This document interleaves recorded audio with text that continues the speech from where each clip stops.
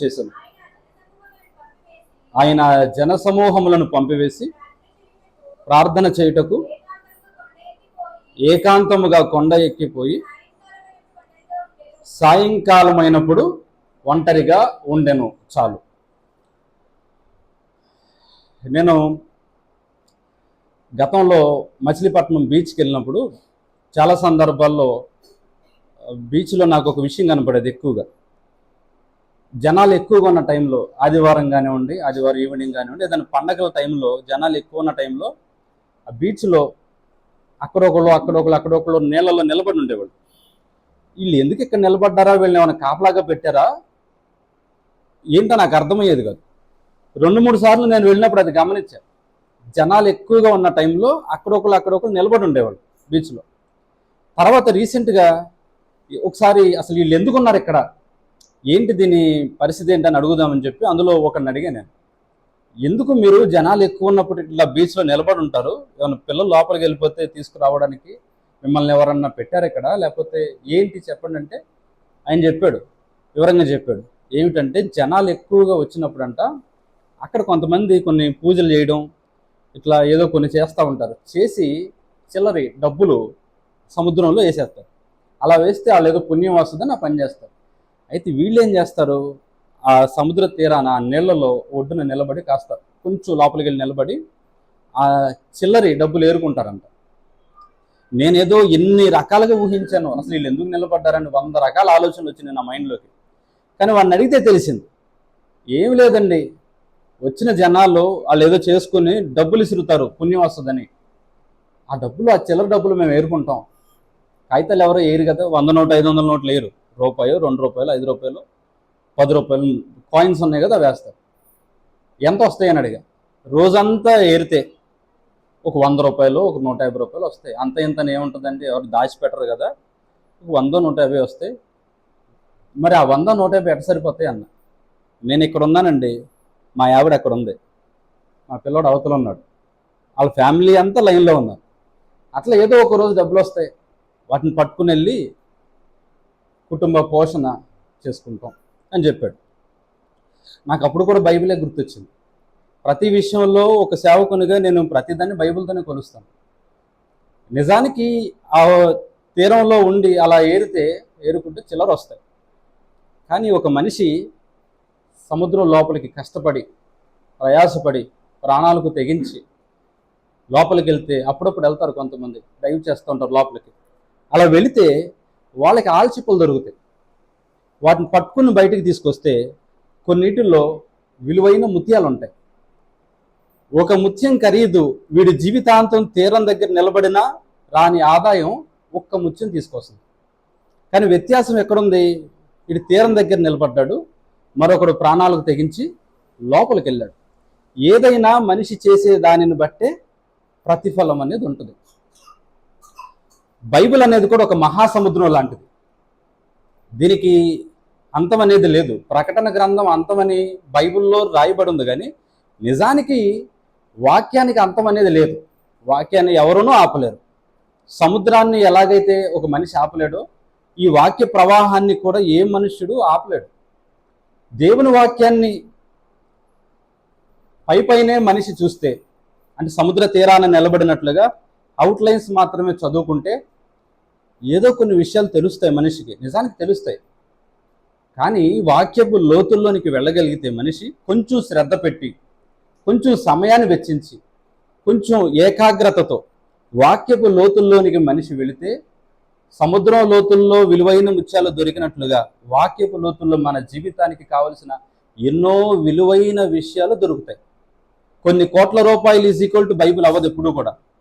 Bible అనేది అన్నిటికీ మించింది. అన్ని సంపదల కంటే వాక్యము చాలా గొప్పది.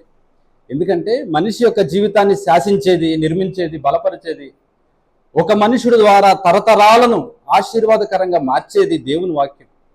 ఆ ఉద్దేశంతో, ఆ ప్రణాళికతో మనం ప్రతి వారం కూడా వాక్యం లోతుల్లోనికి వెళ్ళి కొన్ని విషయాలను ధ్యానం చేస్తూ ఉన్నాం.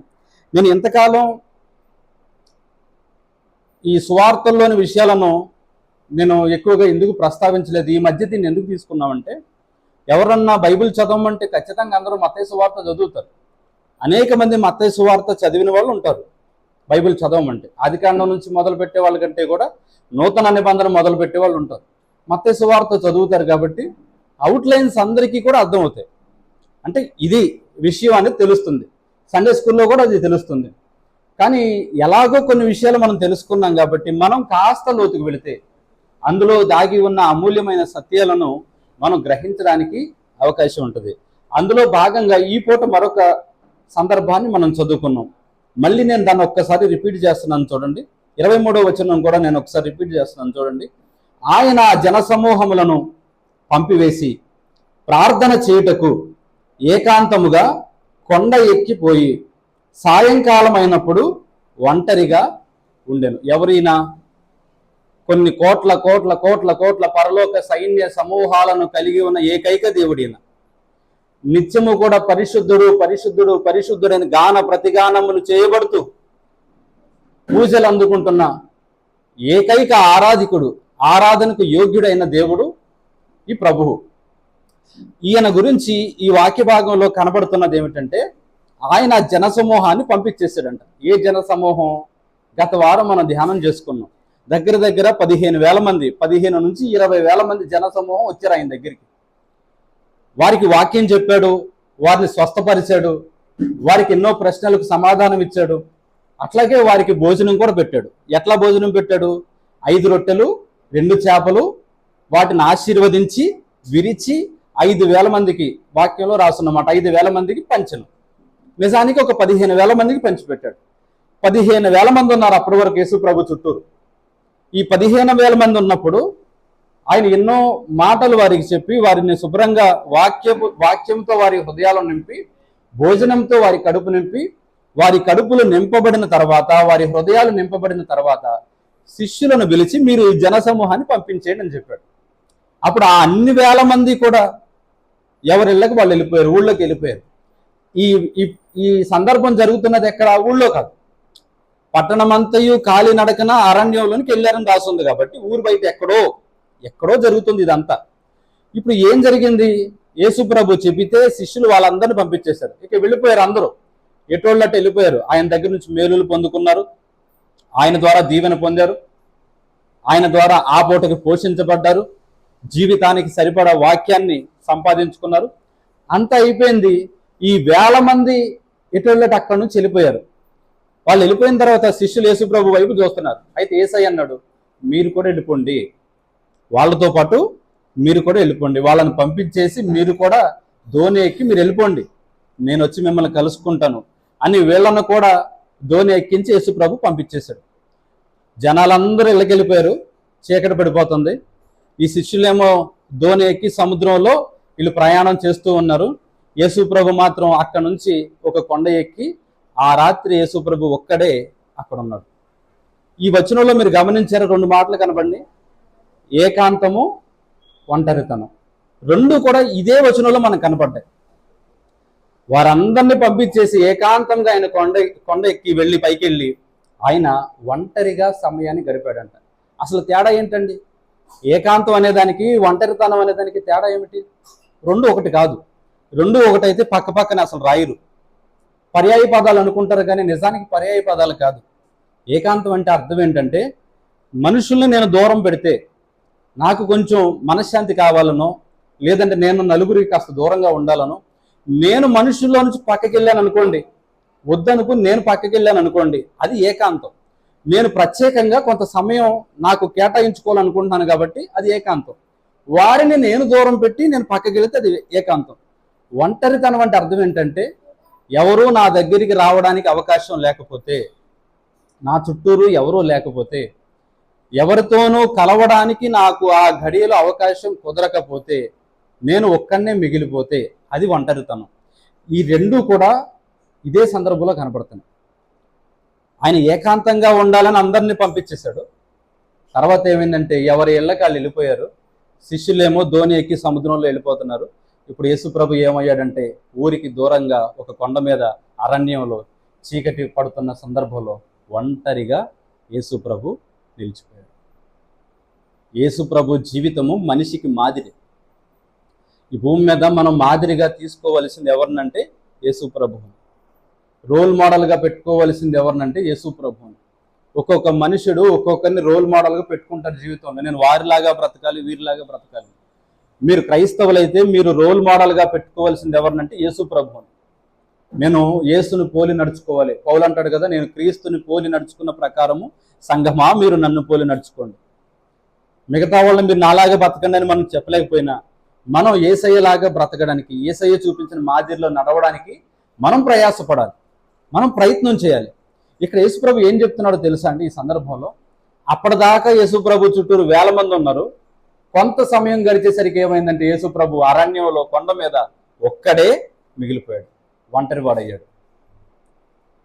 ప్రయాణంలో మలుపు అనే పుస్తకంలో ఒక పోర్షన్ రాశాను ఈ సందర్భం గురించి. రాస్తూ అక్కడ ఒక మంచి మాట నేను ప్రస్తావించాను. ఒంటరితనం అనేది మనిషికి ఒక వరం. ఎందుకంటే మనిషి తానేంటో తాను తెలుసుకునే సమయం అది.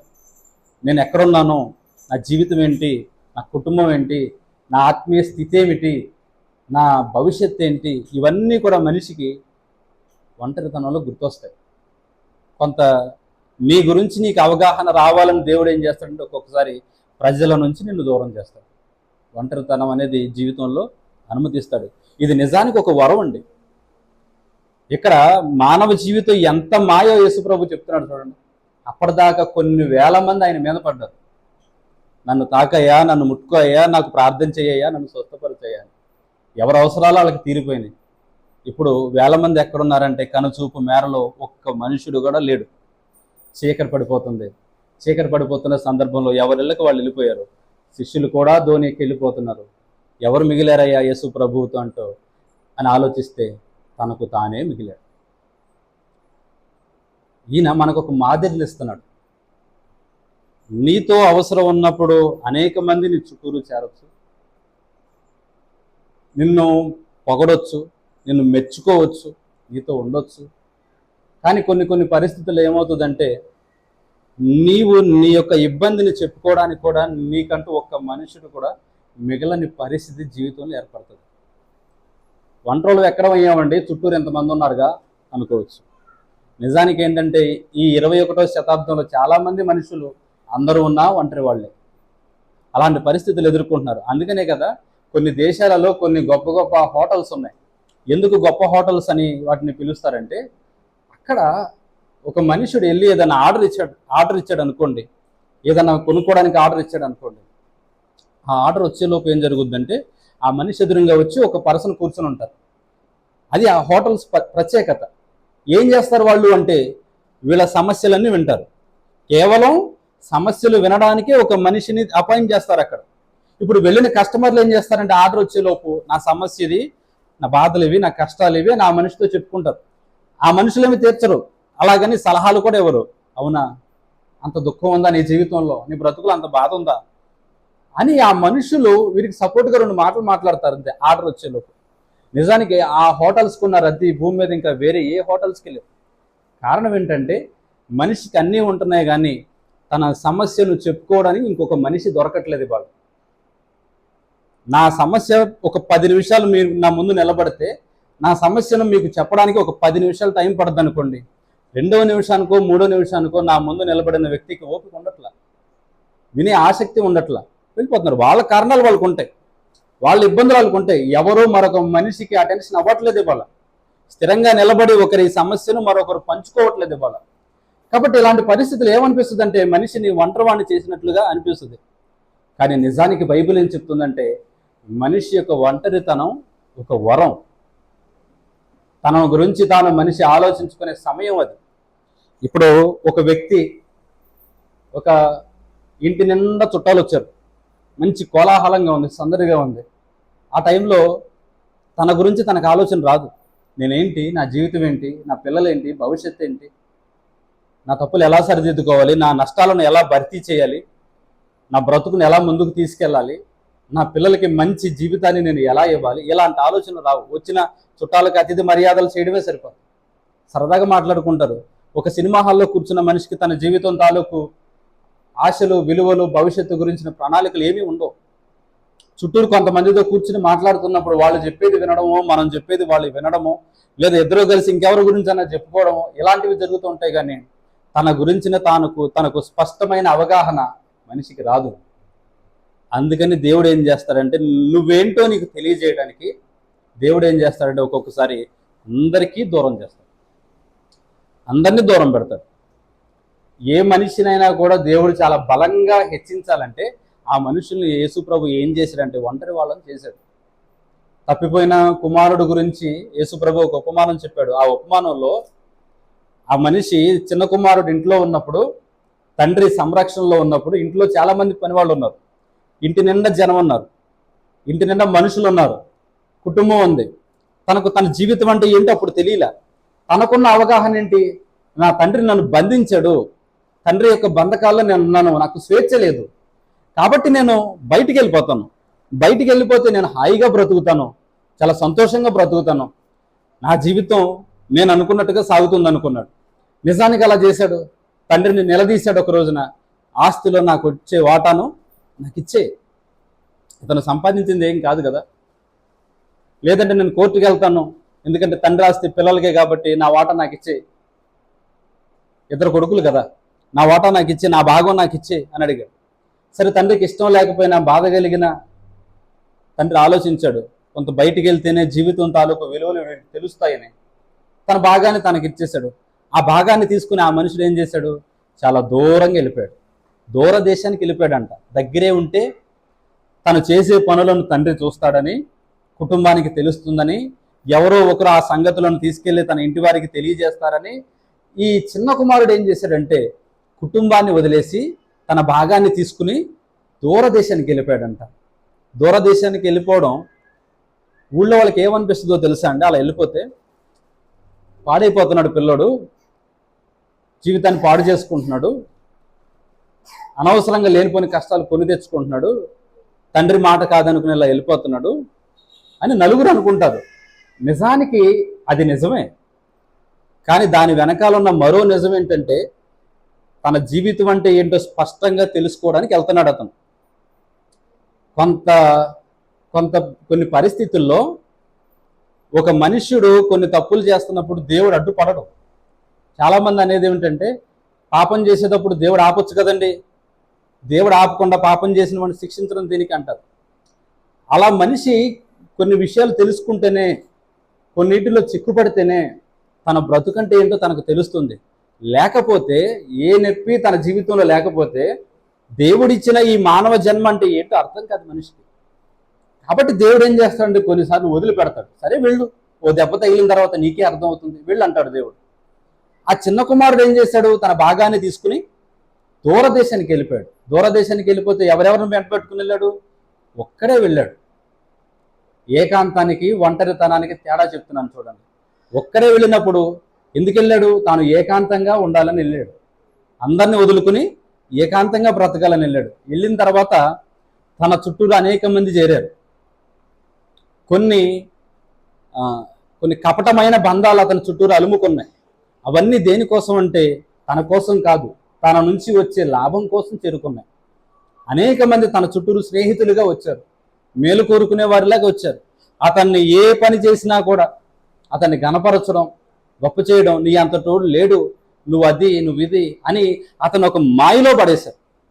చాలామంది మోసపోయేది ఇక్కడే. చాలామంది ధనవంతులు చివరికి వచ్చేసరికి తమ జీవితాన్ని నాశనం చేసుకోవడానికి గల కారణం ఏంటంటే అలాంటి ధనవంతుల చుట్టూరు కొంతమంది చేరి భజన చేస్తూ ఉంటారు. నువ్వు అంతటోడివి, నువ్వు ఎంతటోడివి, నువ్వు ఏం చేసినా గొప్పగా ఉంటుందని. అప్పుడు ఆ మనుషులు ఏమవుతారంటే వారి పొగడ్తలకు, వారి మాయ మాటలకు పడిపోయి చివరికి తన జీవితాన్ని నాశనం చేసుకుంటాడు.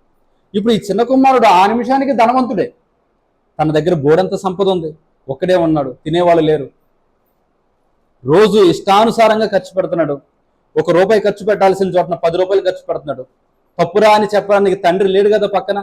కొన్ని తన ఎలా పడితే అలా ఖర్చు పెట్టకుండా జాగ్రత్త చేసుకోవడానికి అది తన సంపాదన కూడా కాదు కదా. తను కష్టపడి సంపాదించి ఉంటే అలా ఖర్చు చేస్తాడా? ఖర్చు చేయడు. దొరికిన డబ్బుల్ని, కష్టపడి సంపాదించిన డబ్బులు ఒకేలాగా వాడతాడేంటి మనిషి? వాడడు ఖచ్చితంగా. ఇతను కూడా ఏంటంటే డబ్బులు ఉన్నాయి చేతిలో, చెప్పేవాళ్ళు లేరు, ఇష్టానుసారంగా ప్రవర్తిస్తున్నాడు. ఇది అన్నిటికంటే ప్రమాదకరమైన విషయం. ఒక యవ్వన కాలానికి వచ్చిన మనిషి జీవితంలో చేతి నిండా డబ్బులుండి నువ్వు ఇలా బ్రతుకని చెప్పి ఒక గైడెన్సీ లేకపోతే, ఒక మనుషుడు వారికి లేకపోతే, ఒక పెద్ద వారికి లేకపోతే చాలా త్వరగా యవనస్తులు పాడైపోతారు. ఇప్పుడు ఇతని దరిదాపులో ఎవరూ లేరు చెప్పడానికి. ఆ డబ్బులు ఇష్టానుసారంగా ఖర్చు పెడుతున్నాడు. రూపాయి ఖర్చు పెట్టే చోట 10 రూపాయలు ఖర్చు పెడుతున్నాడు. డబ్బుకు సంబంధించిన ఒక విషయం అనేక సార్లు చెప్పాను, నేను మళ్ళీ చెప్తున్నాను. కావలసిన దానికంటే మనిషి ఎక్కువ ఖర్చు పెడితే పిల్లలకు అన్యాయం చేసినట్టు, అంటే తన తర్వాత తరాల వాళ్ళకి అన్యాయం చేసినట్టు. కావలసిన దానికంటే తక్కువ ఖర్చు పెట్టుకుంటే ఆ మనిషి తనకు తాను అన్యాయం చేసుకుంటున్నట్టు. కాబట్టి ఒక మనిషి ఎంతవరకు అంతవరకును డబ్బును ఖర్చు పెట్టాలి. డబ్బులు మనిషిని పాడు చేయవు, అలాగని డబ్బులు మనిషిని బాగు చేయవు. డబ్బు అనేది ఒక చెట్టుకు పోసే నీరు వంటిది. ఆ చెట్టు, అది ఏ చెట్టు అయితే ఆ ఫలాలను ఇస్తుంది. ఒక మనిషి యొక్క ఆలోచనలను, తన వ్యక్తిత్వాన్ని పెంచి పోషిస్తుంది డబ్బు. ఎక్కువ డబ్బులు ఉన్నాయనుకోండి, ఆ మనిషి మంచోడైతే 4 మంచి పనులు చేస్తాడు. ఆ మనిషి చెడ్డోడు అనుకోండి, తన డబ్బులతో ఏం చేస్తాడు? 4 చెడ్డ పనులు చేస్తాడు. అంటే డబ్బు మనిషిని పాడు చేయదు, మనిషిని బాగు చేయదు. మన వ్యక్తిత్వాన్ని పెంచి పోషిస్తుంది డబ్బు. ఇప్పుడు ఈ చిన్న కుమారుడు డబ్బులు వచ్చాయి, ఇతని ఉద్దేశం బాగోలేదు, ఏకాంతంగా వెళ్ళిపోయాడు. ఎవరు వద్దు నాకని ఏకాంతంగా బ్రతుకుదామని వెళ్ళిపోయాడు. కొంతమంది కపటంతో ఉన్న వ్యక్తులు కలిశారు చుట్టూరు. నీ అంత తోడు లేడు అన్నారు. ఇష్టానుసారంగా బ్రతికాడు. 10 ఖర్చు పెట్టాల్సిన చోటన 100 ఖర్చు పెట్టాడు. 100 ఖర్చు పెట్టాల్సిన చోటన 1000 ఖర్చు పెట్టాడు. కూర్చుని తింటే కొండలైనా కరిగిపోతాయని పెద్దలు అన్నట్టుగా మెల్లిమెల్లిగా ఏమైపోయిందంటే తన ధనవంతా దుర్వ్యాపారాలు చేశాడు అని అర్థం ఏంటంటే ఏదో బిజినెస్ స్టార్ట్ చేసి అందులో లాస్ వచ్చిందని కాదు. కొంతమంది దైవజనులు ఎలా ప్రసంగించడం కూడా విని ఆశ్చర్యపోయినాను. దుర్వ్యాపారాలు చేశాడు అనగా అర్థం ఏంటంటే ఏదో బిజినెస్ చేశాడు అందులో కలిసి రాలేదు అనుకుంటారు. అది కాదు. నిజానికి దాని అర్థం ఏంటంటే ఆ డబ్బును ఇష్టానుసారంగా ఖర్చు పెట్టాడు, చెడ్డవాటికి దాన్ని ఇన్వెస్ట్ చేశాడు, చెడ్డ క్రియలకు ఆ డబ్బును వాడాడు. కాబట్టి ఏమైపోయిందంటే మెల్లిమెల్లిగా ధనమంతా అయిపోయింది. ఎప్పుడైతే మెల్లిగా డబ్బంతా అయిపోయిందో నీ అంత తోడు లేడన్న మనుషులు కూడా మెల్లిమెల్లిగా తగ్గిపోయారు. చుట్టూ ఎవరూ లేరు. ఒక రోజున కూర్చున్నాడు, తినడానికి తిండి లేదు, డబ్బులు బాగా ఖర్చు పెట్టడానికి లగ్జరీ లైఫ్కి అలవాటు పడిన మనిషి ఒక్కసారిగా సంపాదన ఆగిపోయి ఏది కొనుక్కోవడానికి స్థితి లేకపోతే ఆ మనుషుల బాధ అంతా ఇంత కాదు. రోజు గంజి తాగి బతికేవాడు కనుకోండి, అది ఒక రోజు ఉన్నా లేకపోయినా పర్వాలా, ఒక పూట లేకపోయినా బతికేస్తాడు. రోజు బిర్యానీ తిని హోటల్స్కి తిరిగి లగ్జరీగా బ్రతికే మనిషికి చేతిలో ₹1 లేదనుకోండి, వాళ్ళు పడే బాధ అంతా ఇంత కాదు. ఎందుకంటే వాళ్ళు అంతవరకు గడిపిన లైఫ్ స్టైల్ ఒకలాగా ఉంది. ఇప్పుడు ఈ విధంగా మార్పు వచ్చేసరికి వాళ్ళకి చాలా కష్టంగా ఉంటుంది బ్రతకడం, రోజు గడవడం చాలా కష్టంగా ఉంటుంది. చాలా లగ్జరీగా బతికాడు కదా, డబ్బులు ఇసిరేశాడు కదా, చాలామంది చేరారు కదా, నేను నా కుటుంబం నుంచి ఏకాంతంగా వెళ్ళి బతకాలనుకుని బ్రతికాడు కదా. అన్నీ అయిపోయిన తర్వాత చిట్ట చివరికి కట్టుబట్టలతో నిలబడిన తర్వాత ఎవరున్నారు వెనకాలని చూసుకుంటే ఒక్కడు లేడు. మనిషి జీవితం ఇలా మాయ చేయబడుతుంది లోకంలో. అన్నీ మనమే మోస్తున్నట్టు, అన్నీ మనమే భరిస్తున్నట్టు, అన్నీ మనకే ఉన్నట్టు ఒక్కొక్కసారి అనుకుంటాం. కానీ నిజానికి మన దగ్గర ఏమీ లేనప్పుడు ఎవరు మనతో ఉన్నారో వాళ్ళే మన వాళ్ళు. అన్నీ మనతో ఉన్నప్పుడు మన చుట్టూరు ఉన్న వాళ్ళందరూ మన వాళ్ళు అనుకుంటే మనం పొరపాటు పడినట్టే. ఇతని అదృష్టం ఏంటంటే ఇతనికి ఆ రోజున ఒక్కడు కూడా లేడు. నిజానికి కొన్ని సందర్భాల్లో మనకంటూ ఒక్కరు కూడా లేకపోవడమే అదృష్టం. ఎవరో ఒకరుంటే వాళ్ళని బట్టి ఇంకొకలాగా మారొచ్చు మనం. వాళ్ళు అందరూ వెళ్ళిపోయారులే, నాకు పలానా వాడున్నాడు, ఆడితో కలిసి బతుకుతాను, మళ్ళీ ఏదో చేసుకుని బ్రతుకుతాం అనుకున్నా కూడా మనిషి పూర్తిగా జీవితాన్ని స్పష్టంగా అర్థం చేసుకోలేడు. ఆ ఒక్కడు కూడా వెళ్ళిపోతే, ఒక్కడు కూడా మిగలకపోతే, నాకంటూ ఎవరూ లేని సందర్భాలు నేను ఎదుర్కొంటేనే నేనేంటో నాకు అర్థమవుతుంది. అలా నువ్వేంటో నీకు అర్థం చేయడానికి, నీ జీవితాన్ని మార్చడానికి దేవుడు ఏం చేస్తాడంటే సమాజం నుంచి వేరు చేసి ఒంటరిగా కొంత సమయాన్ని నీకు ఇస్తాడు. నిజం, ప్రతి మనిషిని ఆశీర్వదించడానికి ముందు ఎక్కువ శాతం మనుషుల్ని ఆశీర్వదించడానికి ముందు దేవుడు ఏం చేస్తాడంటే ఆ మనుషుల్ని ఒంటరి వాళ్ళని చేస్తాడు. గత వారమే చెప్పుకున్నాం, రొట్టెను చేపలను దేవుడు ఏం చేశాడంటే పైకెత్తి ఆశీర్వదించి విరిచాడు. అనేకులకి పంచి పెట్టడానికి, అనేకులు కడుపు నింపడానికి ముందు ఆయన ఏం చేశాడు? దాన్ని విరిచాడు. విరవబడడం అనేది శ్రమకు సాదృశ్యంగా చెప్పుకున్నాం. కాబట్టి దేవుడు ఏం చేస్తాడంటే అనేకులకి ఒక మనిషిని దీవెనకరంగా చేయడానికి ముందు ఆయన ఆ మనుషుల్ని విరగొడతాడు. అందులో భాగంగానే కొంతమందిని దేవుడు ఒంటరి వాళ్ళని చేస్తాడు.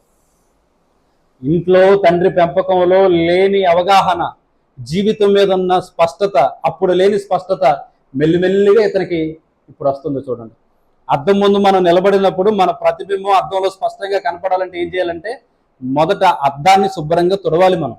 అప్పుడు మన ప్రతిబింబం అందులో స్పష్టంగా కనపడుద్ది. అలాగే మనిషికి జీవితం మీద ఒక క్లారిటీ రావాలన్నా కూడా దేవుడు ఒక్కొక్కసారి అలా దూరం చేస్తాడు. అప్పుడు అర్థమైంది ఇతనికి ఏమని, నా దగ్గర అన్నీ ఉంటేనే అందరూ ఉంటారు, ఏమీ లేకపోతే ఎవరు ఉండరు. నాతో ఉన్న వాళ్ళందరూ నా కోసం లేరు, నాతో ఉన్న వాళ్ళందరూ నా ద్వారా ఏదో మేలు జరుగుద్దని ఉన్నారు, చివరికి నేను ఒక్కడనే మిగిలిపోయాను అని తను బాధపడి ఎక్కడికి వెళ్ళాడు? ఫుడ్ దొరక్క, తినడానికి తిండి దొరక్క ఆ పందులు తినే పొట్టు కోసం వెళ్ళి ఎగబడ్డాడు. ఆ వెళుతూ వెళుతూ వెళుతూ వెళుతూ మనసులో ఒక ఆలోచన వచ్చింది. ఏంటి ఆలోచన అంటే, నేను మళ్ళీ నా ఇంటికి వెళ్తా, ఇది మార్పు జీవితంలో. నేను మళ్ళీ నా తండ్రి దగ్గరికి వెళ్తా, ఇది స్పష్టత జీవితంలో. నేను మళ్ళీ నా ఇంటికి వెళ్ళి నా తండ్రి చేతి కింద బ్రతుకుతా. ఒకవేళ కుమారుడిగా నేను బ్రతకలేకపోయినా పని వాళ్ళల్లో ఒక పనివాడిగా అయినా బ్రతుకుతా. ఇది తగ్గింపు అంటే. అన్నీ కోల్పోతే కానీ అహంకారం కోల్పోదు మనిషిలో. మనిషి ఎన్ని కోల్పోయినా కూడా అహంకారం అనే దానిని కోల్పోకపోతే మనిషి ఏది సంపాదించుకోలేడు. చూసారా, తన అహంకారం తన గర్వం పూర్తిగా పోవడానికి ఇన్ని జరిగినాయి ఆ రోజు. అందుకని అనుకున్నాడు, నేను వెళ్ళి నా తండ్రి దగ్గర కుమారుడిగా బ్రతుకుతాను అనలేదు, పని వాళ్ళల్లో ఒక పనివాడిగా అయినా బ్రతుకుతాను. పట్టెడనో నా తండ్రి పెడితే చాలు, నాకు ఎలాంటి లగ్జరీ లైఫ్ నాకు అవసరం లేదు, నాకు పంచభక్ష పరవాణాలు నా తండ్రి పెట్టవసరం లేదు, నాకు మంచి వస్త్రాలు నా తండ్రి ఇవ్వవసరం లేదు, తండ్రి యొక్క సంరక్షణ నేను బతకలేకపోయినా పర్వాలేదు, కానీ పనివాళ్ళు ఒక పనివాడిగా బ్రతికితే 4 మెతుకులు నాకు దక్కుతాయి, నా ప్రాణాన్ని నేను నిలబెట్టుకుంటాను అనుకున్నాడు ఆ మనిషి. బుద్ధి వచ్చినప్పుడు మళ్ళా ఇంటికి వెళ్ళాడు. అప్పుడు ఏం చేశాడు తండ్రి? చడామడ తిట్టి, అయిపోయింది, అది అయిపోయింది, బతుకు, పని వాళ్ళతో పాటు పని వాళ్ళ బతుకు, మీకు ముద్ద పడేస్తాను అని ఉంటే ఆయన ఈ లోకపు తండ్రి అయ్యేవాడేమో కానీ ఆయన పరలోకపు తండ్రి కాబట్టి ఆయన ఆ మాట లేదు.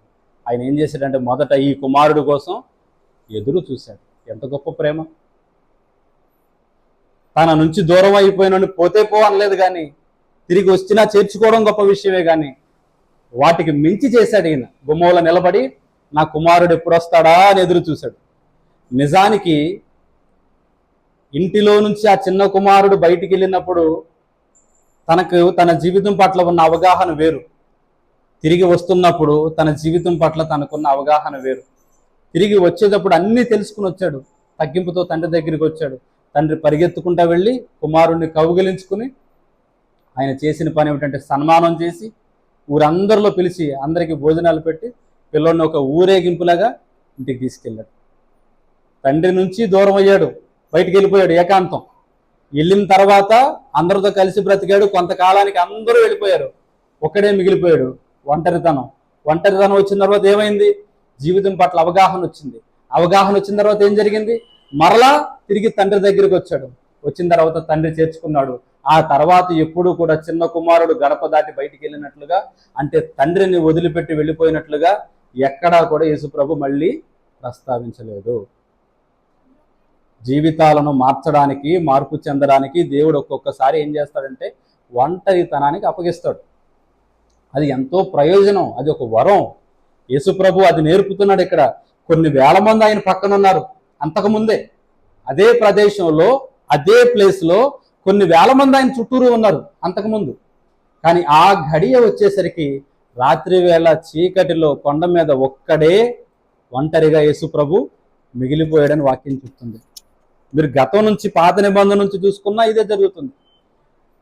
యాకోబు తండ్రి ఇంటిని వదిలిపెట్టేసి బయటికి వెళ్ళిపోయాడు మావ దగ్గరికి. 20 ఏళ్ళు బ్రతికాడు అక్కడ.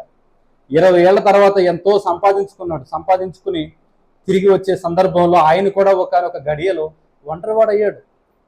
ఆయన అంటాడు, నేను చేతి కర్రతో యోర్దాను దాటాను అని.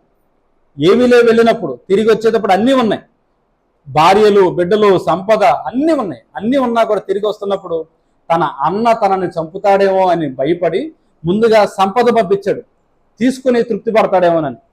తర్వాత భార్యను, బిడ్డల్ని పంపాడు, వీళ్ళని చూసన్నా ఆగుతాడేమోనని. తనకున్న వారందరినీ పంపించేశాడు. తమ్ముడేదో బాగుపడ్డాడు, పోనీలే వాడు బ్రతికేదో వాడు బ్రతుకుతాడని, అన్న ఓర్చుకుంటాడని అందరినీ పంపించేశాడు.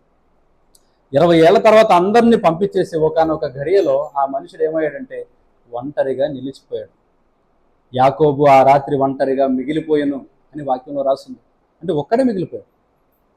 20 ఏళ్ల క్రితం వద్దనుకుని వెళ్ళిపోయాడు, దూరం పెట్టుకుని వెళ్ళిపోయాడు, ఎక్కడికి ఏకాంతంగా వెళ్ళిపోయాడు. 20 ఏళ్ల తర్వాత ఏం జరుగుతుందంటే అందరినీ పంపించేసి ఒంటరిగా నిలిచిపోయాడు. ఆ రాత్రి యాకోబు ఒంటరిగా మిగిలిపోయిన తర్వాత ఏం జరిగింది? తన జీవితం మారింది. యేసుప్రభు అతని దగ్గరికి వచ్చాడు. నువ్వు మనుషులతోనూ దేవునితోనూ పోరాడి గెలిచితివి కనుక ఇక నుండి నీ పేరు యాకోబు అనబడదు, నీ పేరు ఇశ్రాయేలు. మారిందా లేదా? పేరు మాత్రమే కాదు, తన బ్రతుకు మారింది. అప్పుడు నిజంగా దేవుని ఆశీర్వాదాలను అతను పొందుకున్నాడు. ఏలియా ఒకానొక సందర్భంలో 450 మంది బయలు ప్రవక్తల మీద ఛాలెంజ్ చేసి, నేనే దైవజనునైతే ఆకాశం నుంచి అగ్ని దిగి వచ్చి ఈ కట్టెలను మండించాలి, ఈ బలిని దహనం చేయాలి అని ప్రార్థన చేసి ఆ మహాభక్తుడు ఆకాశం నుంచి అగ్ని దింపాడు భూమి మీదకి. అలా ఆకాశం నుంచి భూమి మీదకి అగ్ని దింపినప్పుడు అనేక మంది ఆ దృశ్యాన్ని చూశారు. తర్వాత ఏలియాను అనేక మంది గణపరిచారు. కొన్ని వేల మంది అతని చుట్టూరు నిలబడి ఏలియాను చాలా ఘనంగా ఊరేగించారు ఆ రోజున. కానీ నెక్స్ట్ డేనే ఒక సందర్భం జరిగింది. ఆ నెక్స్ట్ డే జరిగిన సందర్భం ఏమిటంటే ఆ దేశపు రాణి యెజెబెలు ఒక వర్తమానం పంపింది. ఏమని? నా ప్రవక్తలందరినీ నువ్వు చంపేశావు కాబట్టి రేపు ఈ పాటికల్లా నేను నిన్ను చంపేస్తాను అని ఎప్పుడైతే ఆమె వర్తమానం పంపిందో, ఈ ఏలియాతో పాటు ఉంటే మనల్ని కూడా చంపేస్తారేమని చెప్పి అంతవరకు పక్కనే ఉండి గణపరిచిన జనాలందరూ ఏమైపోయారంటే ఒక్కసారిగా దూరం అయిపోయారు. ఇప్పుడు ఏలియా ఏమైపోయాడు? ఒంటరివాడైపోయాడు. ఆకాశం నుంచి అగ్ని దింపిన దైవజనుడే 450 మంది ఓ పక్కన నిలబడితే యెహోవాయే దేవుడని మరో పక్కన నిలబడి ఆ పరిస్థితులకి, ఆ దేశానికి, ఆ నాటి కాలానికి యెహోవాయే దేవుడని నిరూపించిన అతి గొప్ప దైవజనుడే అంతటోడు తన జీవితంలో ఒంటరితనాన్ని అనుభవించాల్సి వచ్చింది. అందరూ దూరం అయిపోయారు. అప్పుడు దాకా మెచ్చుకున్న వాళ్ళు, గణపరిచిన వాళ్ళు, నీ అంతటోడు లేడు అన్నవాళ్ళు ఎక్కడ అతనితో ఉంటే తమ జీవితాలు పాడైపోతాయి అని చెప్పి వాళ్ళు కూడా ఏమైపోయారు? చెల్లాచెదురైపోయారు, దూరం అయిపోయారు. ఒక్కడే చెట్టు కింద కూర్చుని ఏడ్చాడు. దేవుడు వచ్చి ముద్ద పెట్టే వరకు అతనికి భోజనం దక్కల. కనీసం నీళ్లు కూడా ఎవరు ఇవ్వలేదు ఏలియాకి ఆ రోజు. ఇవి ఏమి నేర్పుతున్నాయి? బైబిల్లో ఉన్న వచనాలు, సందర్భాలు ఏమి నేర్పుతున్నాయంటే మనిషి జీవితం ఎలా మారుతుంది, ఏ సందర్భంలో ఎలా ఉంటుంది, ఆ సందర్భాల్లో మనం ఎలా స్పందించాలి, ఎలా ఓర్చుకోవాలి, ఎలా ముందుకు వెళ్ళాలి అనేది నేర్పుతుంది. ఏం చేయాలో తెలియని పరిస్థితులు ఏర్పడతాయి. ఒక్కొక్కసారి అడుగు ముందుకు వేయలేని స్థితి ఏర్పడుతుంది. అన్ని రకాలుగా కృంగుబాటు వస్తుంది. ఆ సందర్భాల్లో ఎవరిని అడగాలి, ఎవరితో మాట్లాడాలి, ఎవరితో చెప్పుకోవాలి ఏం అర్థం కాదు. లేఖనం నేర్పుతుంది మనకి ఈ పరిస్థితి వచ్చినప్పుడు ఎలా బ్రతకని. అంత గొప్ప దైవజనుడు నిరాశ కలిగి చెట్టు కింద కూర్చొని ఏడుస్తూ ఉంటే దేవుడు వచ్చి మాట్లాడాడు, ఇది కాదురా నీ జీవితం, నేను నీకు తోడుగా ఉన్నాను పద అని దేవుడు అతన్ని కలుసుకుని ముందుకు తీసుకెళ్ళాడు. వాక్యంలో రాయబడిన మాట ఏమిటో తెలుసా? ఆ సందర్భం జరిగిన తర్వాత ఏలియా ఒక గొప్ప పర్వతం మీదకి వెళ్ళాడంట. అది ఆశీర్వాదం. హెచ్చింపు రావడానికి, ఆశీర్వాదం రావడానికి, జీవితంలో ఉన్నతమైన స్థితిలోకి మనిషి చేరడానికి ముందు ఆ మనుషుల్ని దేవుడు ఏం చేస్తాడంటే ఒక్కొక్కసారి ఒంటరితనానికి అప్పగిస్తాడు. ఇదేది కృంగుదల కాదు, ఇదేది నాశనం కాదు, ఇదేదో అన్ని కోల్పోయామని దిగులు పడాల్సిన పరిస్థితి కాదు. నిజానికి ఇది ఒక వరం. మనమేంటో మనకు అర్థం చేసే ఒక అద్భుతమైన సందర్భం ఒంటరితనం. అంతెందుకు, యేసు ప్రభు జీవితంలోనే ఆయన ఒకానొక సందర్భంలో వేల మంది ఆయన చుట్టూరు ఉన్నారు. నడుచుకుంటూ వెళ్తున్నాడు. ఆయన వెనకాల వస్తున్నారు అనేక మంది. వస్తున్నప్పుడు ఒక్కసారిగా యేసు ప్రభు వెనక్కి తిరిగి వాళ్ళతో ఈ మాటలు అన్నాడు, ఈ పదాలు అన్నాడు. వాళ్ళ వైపు తిరిగి, నా శరీరాన్ని తిని నా రక్తాన్ని ఎవరైతే త్రాగుతారో వారు నిత్య జీవాన్ని పొందుకుంటారు అని యేసు ప్రభు చెప్పాడు. వెంటనే వచ్చే వాళ్ళందరూ ఒక్కసారిగా అయిపోయారు. వాళ్ళ ఉద్దేశం ఏంటి? ఈయన తన శరీరాన్ని తినమంటున్నాడు, తన రక్తాన్ని తాగమంటున్నాడు, అనగా ఈయన మనల్ని నరమాంస భక్షకులుగా చేయదలచాడా అనుకుంటారు వాళ్ళు. ఆయన శరీరాన్ని తినడం ఏంటి? మనిషి శరీరాన్ని తినడం ఏంటి? ఆయన రక్తాన్ని తాగడం ఏంటి? ఈ మాట అనేసరికి వాళ్ళకి చాలా భయం కలిగింది. వెంబడించే వాళ్ళందరూ ఆగిపోయారంట ఒక్కసారిగా. నిజమే కదా, ఒక మనిషి నా శరీరాన్ని తినండి, నా రక్తాన్ని తాగేయండి అంటే దాని అర్థం ఏంటి? అసలు భయం కలుగుద్ది కదా. వీడితో మనకెందుకు వచ్చిన గోల్ అనుకుంటారు. నిజానికి వాళ్ళు అదే అనుకున్నారు, ఎందుకు వచ్చిన గోల ఈయనతో మనకి, ఈయన శరీరం తినడం ఏంటి, ఈయన రక్తం తాగడం ఏంటని. కానీ నిజానికి అది భౌతికంగా చెప్పిన మాట కాదు కదా, అక్షరార్థంగా తీసుకునే పదం కాదు కదా అది. బైబిల్ చాలా మంది తప్పుగా అర్థం చేసుకోవడానికి గల కారణం ఇదే. అలంకారంగా రాయబడిన వాటిని కూడా అక్షరార్థంగా తీసుకుని, ఇదిగో మీ బైబిల్ ఇది ఉంది, ఎలా ఉంది, అలా ఉందని చెప్పి తెలియక చాలా మంది పొరబడుతూ ఉన్నారు. నా శరీరాన్ని తిని నా రక్తాన్ని త్రాగడం అంటే నేను సిలువలో మీకోసం ప్రాణం పెడతాను, నా రక్తాన్ని మీకోసం చిందిస్తాను, కాబట్టి మీరు అందులో పాలిభాగస్తులు అవ్వాలి, అనగా మీరు రక్షణ పొందుకుంటే మీ శ్రమలకు నేను వెల చెల్లించిన వాడిని అవుతాను, మీరు మారు మనసు పొంది బాప్తిసం తీసుకోండి, ఇది దాని అర్థం. రక్షణ పొందండి, కాపాడుకోండి రక్షణ అని. కానీ ఆ పదం ఎప్పుడైతే యేసుప్రభు అన్నాడో అందరూ ఆగిపోయారు. ఒకటి కాదు, రెండు కాదు, వేల మంది ఒక్క మాట విని ఆగిపోయారు. ఈయనతో మేము రావని వెళ్ళిపోయారు, దూరంగా వెళ్ళిపోయారు. వెళ్ళిపోతుంటే శిష్యులకు తప్పదు కదా, ఆ శిష్యులు కొంతమంది అక్కడ నిలబడి ఉన్నారు. వెనక తిరిగి చూస్తే ఎదురుగా పేతురు ఎలా చూస్తున్నాడు యేసుప్రభుని. యేసుప్రభు అన్నాడు పేతురుతో, పేతురు, అందరూ వెళ్ళిపోయారు కదా పేతురు, నువ్వు వెళ్ళవా అని యేసుప్రభు అడిగాడు పేతురుని ఎదురుగా ఉంటే. పేతురు అంటాడు ఒక మాట, మేమెక్కడికి వెళ్తామయ్యా, నీ దగ్గర నిత్య జీవపు మాటలు ఉన్నాయి, నిన్ను వదిలి మేము ఎక్కడికి వెళ్తామయ్యా, మేము మీతోనే ఉంటాం. నిజానికి ఈ సందర్భంలో మనం చూస్తే అంతవరకు వెంబడించిన వారు ఏదో ఒక మాటను పట్టుకుని అపార్థం చేసుకుని ఏమైపోయారు, దూరం అయిపోయారు. మీరు ఎంత ప్రేమ చూపించినా, నిజానికి మీ హృదయపు లోతుల్లో అవతల వారి మీద ఎంత ప్రేమ మీకున్నా కూడా ఏదో ఒక మాటను పట్టుకుని మిమ్మల్ని అపార్థం చేసుకుని అవతల వారు ఏమైపోతారంటే దూరం అయిపోతారు. అప్పుడు మీరు ఏమవుతారు, ఒంటరి వాళ్ళు అవుతారు. కావాలని అవ్వకపోయినా ఒక్కొక్కసారి అనుకోని పరిస్థితులు వస్తాయి. ఆ పరిస్థితుల్లో మనిషి ఒంటరిగా, అతిపెద్ద ఎగ్జాంపుల్ ఏంటి, కరోనా. నేను పలానా మనిషికి సాయం చేయాలని నాకున్నా కూడా నేను ఆ మనిషిని చేరుకోలేకపోయా. ఆ మనిషి ఒంటరిగానే విలపించి హాస్పిటల్లో ఉండి తన ప్రాణం వదిలాడు. నాకు ఇష్టమే ఆ మనిషి అంటే, ఆ మనిషి కోసం నేను ప్రాణం పెట్టడానికి కూడా సిద్ధమే, ఏదైనా ఇవ్వడానికి సిద్ధమే. కానీ నేను ఆ మనిషిని చేరుకోలేకపోయిన ఆ సందర్భంలో. ఇది ఒక ఎగ్జాంపుల్ మనిషి జీవితంలో, అంతే. అందరూ ఉన్నా కూడా ఒక్కొక్కసారి మనకంటూ ఎవరు మన దగ్గర ఉండకపోవచ్చు. మన మీద ప్రేమ ఉన్నప్పటికీ, మన మీద ఇష్టం ఉన్నప్పటికీ కూడా మన వాళ్ళు మన దగ్గర లేకపోవచ్చు. నాకు 100 మంది ఉన్నారండి, నా కుటుంబ సభ్యులు, రక్త సంబంధికులు. సరే, ఎవరి దాకా ఎందుకు, మీరు ఉన్నారు, మీరందరూ నాకున్నారు, మీరందరినీ నేను కలిగి ఉన్నాను. నేను ఎక్కడికో ఏదో ప్రాంతానికి వెళ్ళాను, బండి వేసుకుని వెళ్ళాను. ఆ రోజున అక్కడ ఎవరూ లేరు, నేను పడిపోయాను. నన్ను ఎవరు లేపుతారు? మీకు ఈ విషయం తెలియలే, నన్ను ఎవరు నిలబెడతారు? నేనే లేవాలి, నేనే ప్రయత్నం చేయాలి. నాకు 100 మంది ఉన్నా, 1000 మంది ఉన్నా ఆ సమయంలో నా దగ్గర ఎవరూ లేరు, ఎందుకంటే వాళ్ళకి తెలియదు కాబట్టి.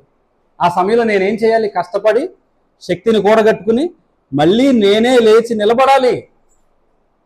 జీవితం కూడా అంతే, బ్రతుకు కూడా అంతే.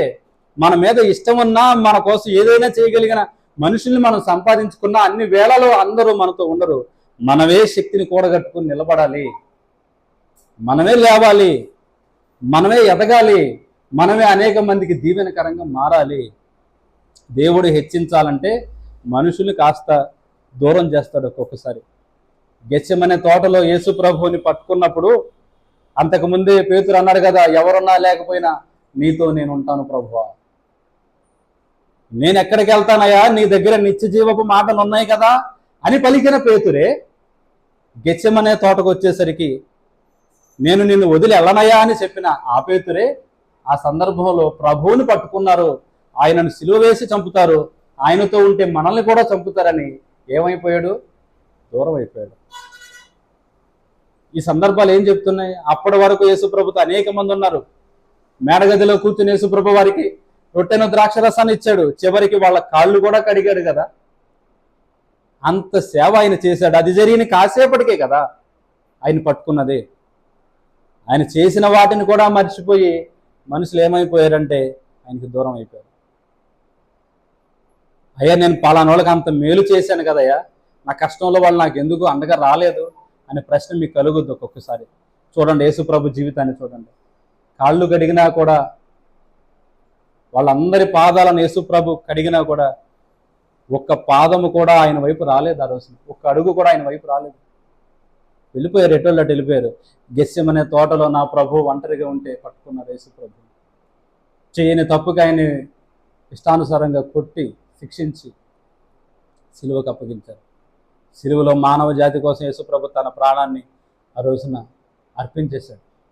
గెస్సెమనే తోట నేర్పేది ఏమిటంటే, నీతో ఉన్న వాళ్ళందరూ నీతో రారు, నీతో ఉన్న వాళ్ళందరూ నీతో ఉండరు. పరిస్థితులను బట్టి మనిషి మారుతాడు, పరిస్థితులను బట్టి మనిషి ప్రవర్తిస్తాడు. ఎవరినో నిందించడానికి మనం సరిపోం. నేను వాళ్ళకి సపోర్ట్ చేశానండి, వాళ్ళు నాకు ఎందుకు చేయరు అని అనడానికి మనం సరిపోం. నువ్వు చేసావు, అది అది నీ ధర్మం. వాళ్ళు చేయలేదు, అది వాళ్ళ గుణం. దానికి మనం ఏం చేస్తాం? నేను చాలామందికి మేలు చేశానండి, నా ఇబ్బందులు నాకెవరూ తోడుగా రాలేదండి. నేను చాలామందికి అనేక విషయాల్లో నేను అండగా నిలబడ్డానండి. నేను హాస్పిటల్లో ఉంటే నా దగ్గరికి ఎవరో రాలేదండి. చాలామంది ఇబ్బందుల్లో ఉంటే నేను క్యారేజ్ పట్టుకెళ్ళానండి, వాళ్ళ పక్షాన ఉన్నానండి. నా కుటుంబం, నా సంసారం వదిలేసి వాళ్ళ కోసం నేను ఎంతో ప్రయాసపడ్డానండి. వాళ్ళ కోసం రోజుల తరబడి నేను జీవించానండి వాళ్ళతో. కానీ నాకంటూ కొన్ని ఇబ్బందులు వస్తే నాకు ఎవరు రాలేదండి. ఈ ప్రశ్నలు, ఇలాంటి బాధలు మనిషిని కలిచివేస్తాయి. నిజానికి ఏమిటంటే, మీరు ఆ స్థితిలోనికి వెళ్తారని దేవుడే చెప్పాడు. ఎన్ని వేల మందిని బాగు చేశాడు, ఎంతమంది బ్రతుకుల్ని కట్టాడు, చరిత్రలో నిలబడిపోయి ఎన్ని ప్రసంగాలు యేసు ప్రభు చేశాడు. ఆనాడు గెస్సెమనే తోటలోనికి వచ్చేసరికి ఒకడు కూడా ఆయనతో పాటు నిలబడలేదు. ఆయనకి శ్రమ వచ్చినప్పుడు, ఆయనకి కష్టం కలిగినప్పుడు, ఆయనకి ప్రాణం మీదకి వచ్చినప్పుడు ఎవరూ లేరు. నీకు ప్రాణం మీదకి వచ్చినప్పుడు, నీకు శ్రమ వచ్చినప్పుడు, నీకు కష్టం వచ్చినప్పుడు, నీ ద్వారా ఎంతమంది మేలులు పొందుకున్నా కూడా ఒక్కొక్కసారి నీ సమస్యను నువ్వే ఎదిరించాలి. నువ్వు కూలబడిపోతే నువ్వే నిలబడాలి, నువ్వే లేవాలి, నువ్వే ముందుకెళ్ళాలి. లేని శక్తిని కూడగట్టుకోవాలి. అనేక మందికి ఆశీర్వాదకరంగా నువ్వు మారాలి అంటే కొంత జీవితంలో నువ్వు తెలుసుకోవాలి, మార్చుకోవాలి. ఒంటరితనాన్ని కూడా ఒక్కొక్కసారి అనుభవించాలి. కాబట్టి ఒంటరితనం అనేది ఒక వరం, శాపం కాదు. ఇది ఒక వరం. ఇశ్రాయేలు ప్రజల్ని వాగ్దాన దేశానికి నడిపించింది మోషే, మనకు తెలుసు. ఆయన అంత గొప్ప మహానాయకుడు అవ్వడానికి ముందు అరణ్యంలో ఒంటరిగా గొర్రెలు కాసుకుంటూ బతికాడు. 40 ఏళ్ళు మోషే అనేవాడు ఎక్కడున్నాడో ఎవరికి తెలియదు.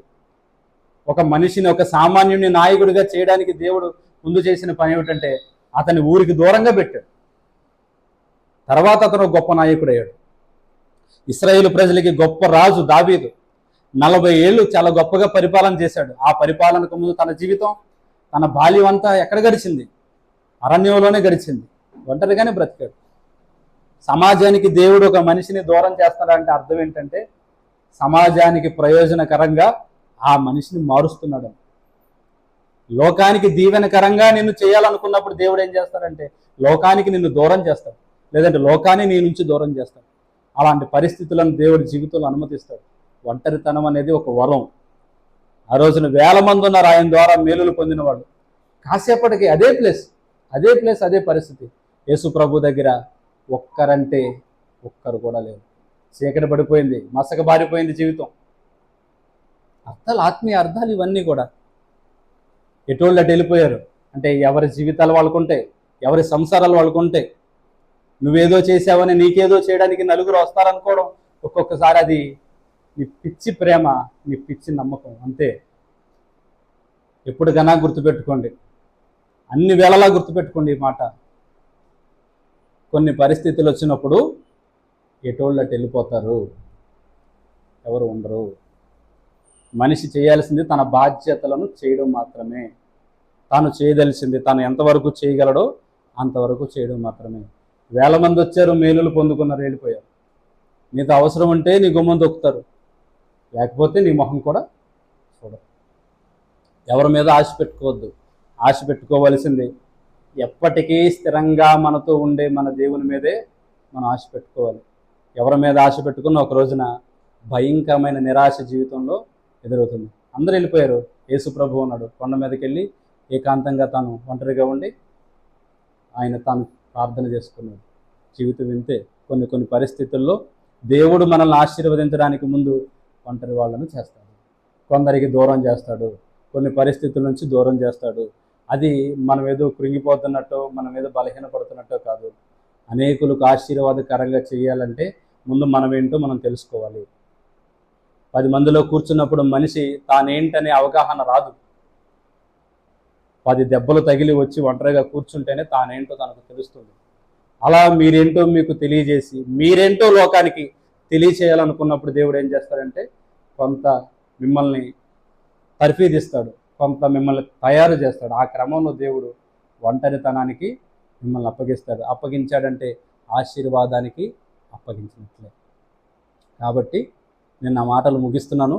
ఒకటి గుర్తుపెట్టుకోండి, బైబిల్ మనకు నేర్పింది ఏమిటంటే మన జీవితంలో ఎవరు మనకు తోడుగా ఉన్నా లేకపోయినా మన దేవునికి ఉన్న పేరు ఇమ్మానుయేలు. ఒకవేళ అన్నీ కోల్పోయి అందరినీ కోల్పోయి కట్టుబట్టలతో నడి రోడ్డు మీద మనం నిలబడినా వెనక్కి తిరిగి చూసుకుంటే మనతో పాటు వచ్చేది, మనతో పాటు ఉండేది, మరణానికి యువతల మరణానికి అవతల కూడా మనకంటూ ఉన్నది, మనతో పాటు ఉండేది మన దేవుడు మాత్రమే. ఆ దేవుని మీద ఆధారపడండి.